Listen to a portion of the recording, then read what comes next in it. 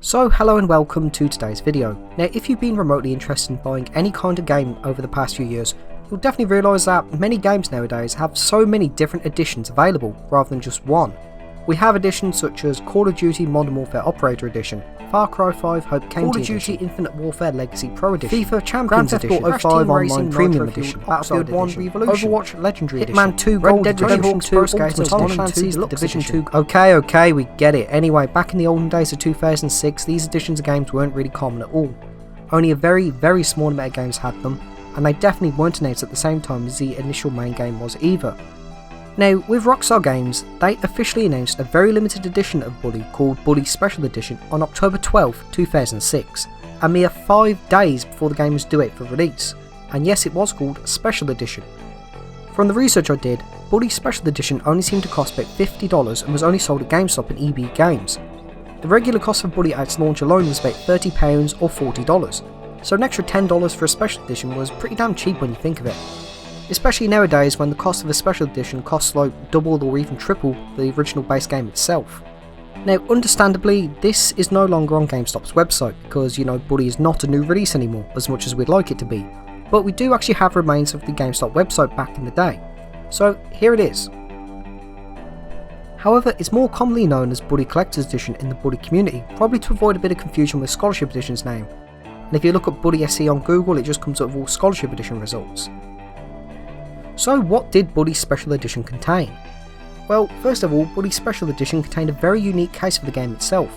It was designed to be a damaged, run-down locker which housed the game itself. It had a Bully logo engraved onto it alongside other bits of scrawling such as "School is a bore," a skull carved into it and "Cliff was here," which is weird since there's nobody called Cliff who exists anywhere at all in Bully. On the sides of the case were just the Bully logo. The back of the case is the only part of the case which specifically mentions Special Edition and has a picture of the contents and the usual blurb from the regular edition itself. The inside of the case has these 3 promotional screenshots on the inside, and of course houses the game itself in a regular PS2 case. This was before steelbooks actually became quite common. You also got Dodgeball, which came bundled with Special Edition 2, which is located inside the locker case, which opens by pulling the top half off. Don't worry, it will slip off so you don't damage the case or anything like that. Now some of you may have noticed that over the past few years Rockstar have actually released a Bully Dodgeball on their Rockstar warehouse. But if collecting rare gaming merch is your thing, then there's one surefire way to tell the difference between an authentic Special Edition ball and a Rockstar Warehouse ball, and that is the colour. The Rockstar Warehouse ball goes for a much lighter shade of blue, while the one from Special Edition doesn't. It tends to go for a darker purplish kind of look. Anyway, the Special Edition Dodgeball has the Bully logo on it alongside the Borth Academy crest on it too, and this Dodgeball was actually given away as part of the Harrington House contest to both the UK and the United States winners. But one major difference is when this ball was given to the UK winners, it had the Bully logo changed to Canis Canamedic due to Bully's name being changed over here, and I should know because I was actually lucky enough to buy one of these in 2019. Another item that came bundled with the Special Edition is actually a comic strip, which is a very small comic that has a lot of early concept designs for characters like Jimmy, who looks a bit younger and smaller, Ernest, Peanut, Russell, and even the deleted punk Sid. The front of the comic also has art of the 2-floor Beta Dorm 2, so it's very clear this was designed very early into Bully's development. But anyway, the strip is about 3 to 6 pages long depending on how you view this kind of stuff, and it's mostly about getting into trouble, which is very fitting for Bully's theme.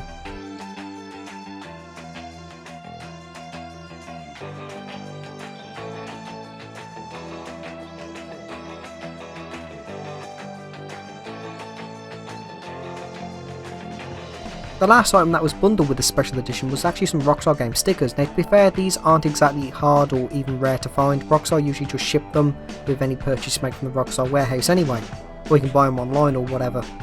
Like when I bought a Bully iPhone case a few years ago, Rockstar shipped me some Red Dead Redemption 2 logo stickers for free. The black and red logo they had back when Red Dead 2 was still being teased. So did Bully Special Edition contain anything new for the game itself, like bonus missions, bonus outfits or anything like that? Sadly, no. This was before the era bundled season passes, DLC codes, extra missions, etc.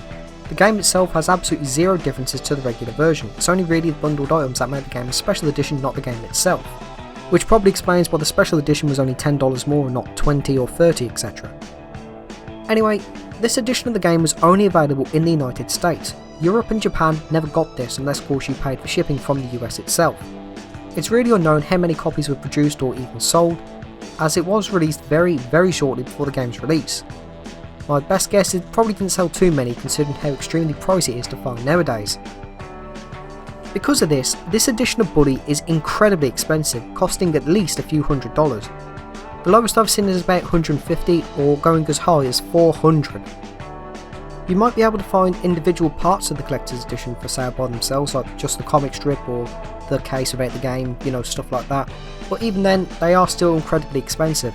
Like I've seen people trying to sell just the comic strip alone for $100 and the Dodgeball for about $50, that kind of stuff. But in a way though, I like how Bully's Special Edition went from being dirt cheap into something much more expensive years down the line.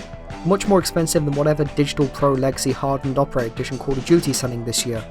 Just a small add-on to this, but I managed to pick up Call of Duty Infinite Warfare's Legacy Pro Edition, brand new, all codes unused, for only £16 in 2019.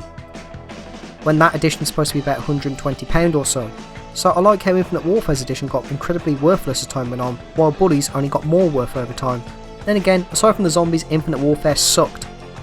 But that's about it for Bully's rare and expensive collector's edition. I hope you enjoyed this retrospective look back. If you did, be sure to leave a like and subscribe for more Bully based content and that. So thank you for watching and have a great day.